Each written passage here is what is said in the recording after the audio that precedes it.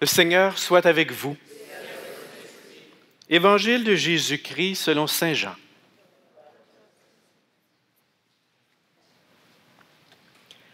Après avoir nourri la foule avec 5 pains et 2 poissons, Jésus disait, « Moi, je suis le pain vivant qui est descendu du ciel. Si quelqu'un mange de ce pain, il vivra éternellement. Le pain que je donnerai, c'est ma chair, donnée pour que le monde ait la vie. » Les Juifs discutaient entre eux. « Comment cet homme-là peut-il nous donner sa chair à manger? » Jésus leur dit alors, « Amen, amen, je vous le dis. Si vous ne mangez pas la chair du Fils de l'homme, et si vous ne buvez pas son sang, vous n'aurez pas la vie en vous. Celui qui mange ma chair et boit mon sang a la vie éternelle. Et moi, je le ressusciterai au dernier jour. En effet, ma chair est la vraie nourriture, et mon sang est la vraie boisson. Celui qui mange ma chair et boit mon sang demeure en moi, et moi je demeure en lui.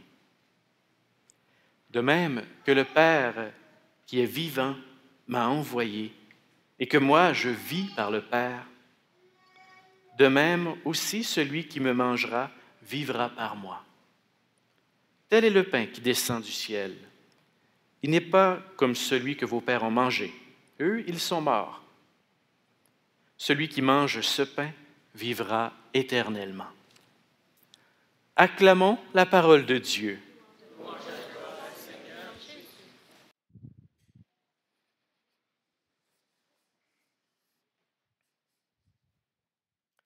Alors, le titre de l'homélie ce soir est « Eucharistie multicolore ».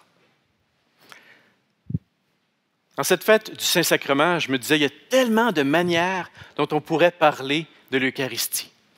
Il y a de multiples dimensions, de multiples significations, de multiples couleurs. Je me souviens, il y a une vingtaine d'années de ça, j'étais en préparation. Quand on commence comme ça, il y a une vingtaine d'années, là, ça commence à dire qu'on vieillit un petit peu. Là, voilà. Je me préparais à devenir prêtre, j'étais en formation, j'étais à Québec. Et un de mes confrères fêtait ses 60 ans d'ordination. Alors, je pense juste pour le plaisir, il avait commencé en nous disant, vous savez, en 60 ans, j'ai dit la messe tous les jours. Et là, il nous dit, si j'ai bien compté, ça représente 21 915 messes. Okay? Et sans compter les journées où j'ai dit 2 ou 3 messes. Il y avait bien calculé quand même. Hein? Il y avait 60 fois 365, y compris les 15 années bissextiles. Voilà. Hein? Il avait vraiment bien calculé son affaire. Et ça nous avait un petit peu, ça nous avait renversé cette affaire-là. Ça nous avait fait rire. Évidemment, il n'était pas en train de dire que dans la vie, il faut dire le plus de messes possible ou il faut aller à le plus de messes possible. Je pense qu'il essayait de nous montrer à travers ça comment l'Eucharistie avait été importante dans sa vie de prêtre. Vous autres aussi, si vous vous amusez, là, vous pourrez essayer d'imaginer combien de messes j'ai été dans ma vie. Combien de célébrations. Et c'est énorme. Et étonnamment, je pourrais dire qu'il n'y a aucune Eucharistie qui est la même. Il y a tellement de diversité. Moi, comme prêtre, j'ai vécu des expériences de célébration eucharistique qui m'ont beaucoup touché, qui m'ont renversé.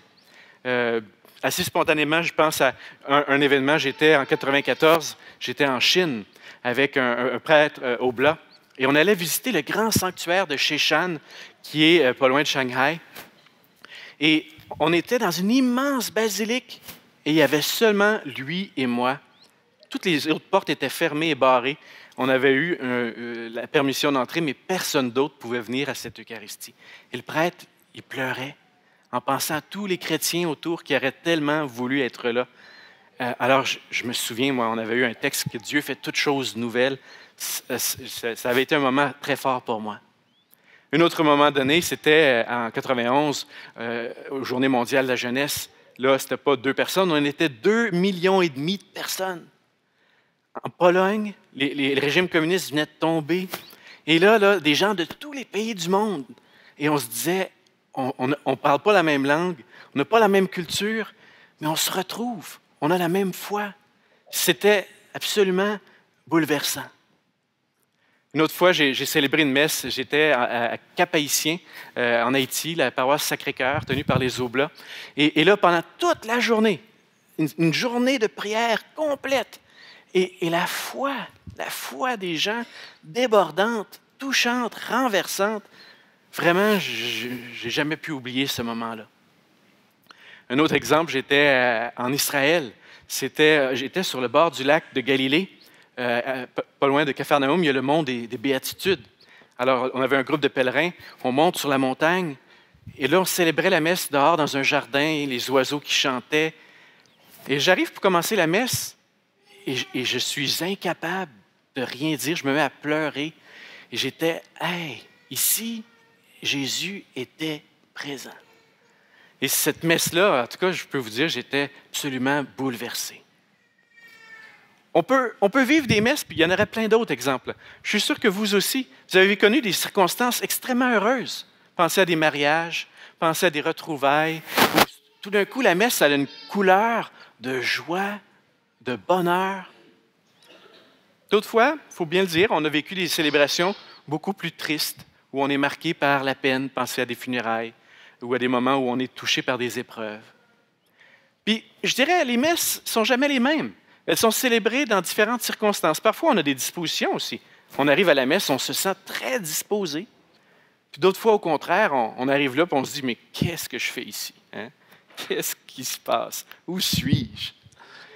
Quand vous pensez que des messes ont été célébrées partout dans le monde aujourd'hui, ou en ce moment même, qu'à toutes les époques, depuis 2000 ans, il y a des chrétiens qui célèbrent la messe, dans toutes les langues. J'étais en Jordanie, dans un champ de blé, et le guide nous montre ici, il y avait les ruines, les fondations d'une des plus vieilles églises chrétiennes. Et là, je me suis dit, wow, il y a des chrétiens qui ont célébré ici il y a 1800 ans, à cet endroit, au Moyen-Orient. Et ça m'a vraiment touché. La messe, c'est une expérience qui se vit de multiples manières. Chacun la vit de manière unique. Et je suis sûr que si on se mettait à partager nos expériences eucharistiques, on pourrait se rendre compte qu'on a chacun notre manière de le vivre. Il y a plusieurs dimensions à la messe, plusieurs significations. Et je pourrais vous en parler pendant des heures. Je ne le ferai pas, OK? Je vais me contenter de vous donner quelques petites pistes ce soir sur l'Eucharistie. Parce qu'évidemment, c'est une expérience à approfondir encore et encore. Oui, la messe, c'est une expérience, je dirais, multicolore. Trois thèmes ce soir qui me semblent venir des textes que nous venons d'entendre.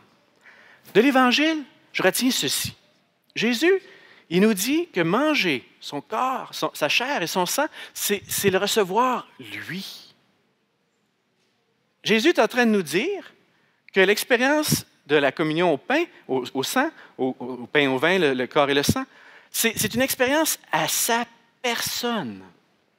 Et ce qui est intéressant, c'est que dans l'Évangile de Jean, Jésus emploie l'expression « ma chair ».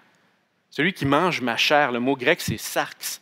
Et ça, c'est pas le corps biologique, si vous voulez, là, avec des tissus, les globules, puis la peau et tout ça. Sarx, dans ce sens biblique, ça représente toute la personne. Mais vous comprenez bien que pour les gens de l'époque, c'est un choc. D'autant que dans la culture juive, il y avait tous les tabous autour du sang, le sang qui représente la vie. Quand Jésus dit « vous devez boire mon sang », c'était un choc total, même pour les Romains. Les Romains, dans les premiers siècles, disaient « vous, les chrétiens, vous êtes des cannibales. Vous mangez de la chair, vous buvez du sang. » Et Jésus, c'est clair qu'avec l'expérience eucharistique, il touche quelque chose qui est difficile à saisir et à comprendre. Mais ce qu'il essaie de nous dire, c'est que si on traverse cette épreuve, je dirais, de compréhension ou d'adhésion, on est appelé à vivre la rencontre. « Je vais demeurer en vous », dit Jésus. Et je pense que quand on vient à la messe, on peut être distrait par toutes sortes d'affaires. Hein? Il y a toutes sortes de distractions quand on vient à la messe. On peut être ailleurs. On peut être pris par les rituels, on peut être pris par nos habitudes. Hein? Quand je vous regarde, vous êtes à peu près toujours à la même place. Okay? Vous êtes à peu près toujours assis à la même place. Moi aussi, d'ailleurs. Okay? On est à peu près, et là, c'est les mêmes chanteurs. Ben non, on a donné de nouveaux chanteurs. Ça, c'est bien, ça, depuis 2-3 semaines. Mais on pourrait dire, il me semble que c'est toujours la même affaire. Hein? On répète, on répète. Et pourtant, si on ne se laisse pas distraire, c'est le Christ lui-même qui vient demeurer en nous. Ça, c'est la première réalité qui nous est donnée ce soir. Deuxième réalité, elle me semble très belle. C'est comment Jésus compare le pain qu'il lui est avec la manne. Et c'est une tradition qui existe depuis des siècles. On compare l'Eucharistie à la manne. Donc, vous connaissez le récit de la manne, c'est dans l'Ancien Testament, le peuple juif qui sort d'Égypte. Alors, vous voyez un peuple, une nation qui sort, OK, avec un leader extraordinaire. Mais ça manquait un petit peu de gestion, leurs affaires, OK? Là, parce que tu dis, ils se retrouvent dans le désert, puis tout d'un coup, ouais, mais finalement, on mange quoi, là? Ils n'avaient pas prévu de réserve, de provision. Ils se retrouvent avec, wow, rien. L'expérience de la manne a été déterminante pour le peuple juif. Plusieurs choses. Juste le mot manne, il faut savoir que ça vient de l'araméen, c'est les Juifs qui disaient manne où? Manne où? Ça veut dire, c'est quoi ça? Hein? Qu'est-ce que c'est? La manne, ils la reçoivent dans leur pauvreté. La manne, ils ne savent pas ce que c'est. Elle vient du ciel. Ils vont l'avoir aussi longtemps qu'ils n'auront pas les récoltes de la terre. Okay? Et en ce sens, ça nous parle de l'Eucharistie. Il y a des moments où on sent qu'on est à bout, qu'on n'a plus de force. Et on a besoin d'une force qui vient du ciel. On a besoin du pain qui vient de Dieu. On a besoin d'une force, et c'est ça qui est une expérience de simplicité, d'abandon, de confiance. On peut et on est invité à faire confiance. Et je dirais que dans l'Eucharistie, il y a le pain qui vient du ciel et ainsi que le pain qui vient de la terre. Les deux se rejoignent. Dans l'Eucharistie, on va dire, on t'offre, Seigneur, le pain, fruit de la terre et de notre travail. Dieu, il va nous donner des forces inattendues, mais pas comme s'il ferait tout le travail sans nous. Nous, on a notre part à jouer, notre rôle à jouer. Mais avec la grâce de Dieu, il se passe quelque chose d'extraordinaire.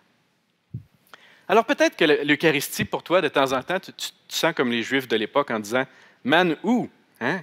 Qu'est-ce que c'est? Je ne comprends pas. » Et je pense que là aussi, on a un travail de foi. L'Eucharistie, on est invité à accepter que ça nous dépasse, que c'est grand.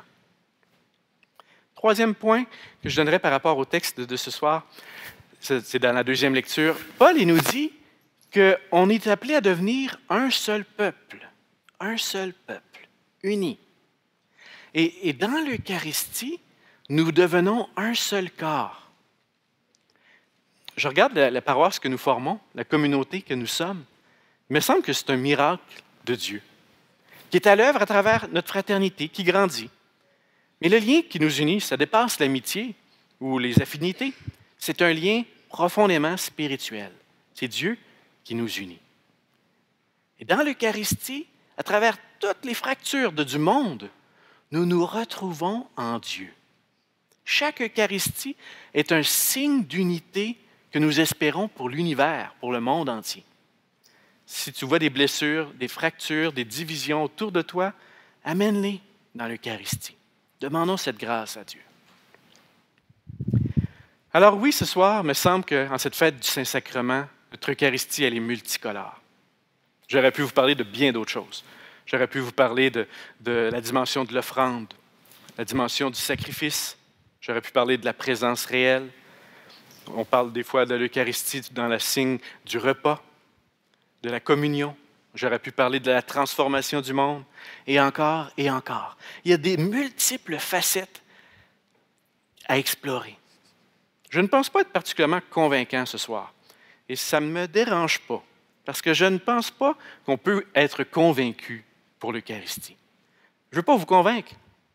Mon souhait, c'est plutôt de vous donner le désir, le goût d'approfondir l'Eucharistie, d'expérimenter l'Eucharistie.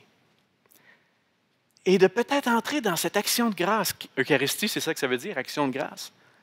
De ce cadeau inattendu. Demandons-le ensemble ce soir, dans cette messe. Que Dieu nous fasse vivre d'une manière renouvelée, encore aujourd'hui, l'expérience de l'Eucharistie, pour qu'elle devienne vraiment pour nous une Eucharistie multicolore. Amen.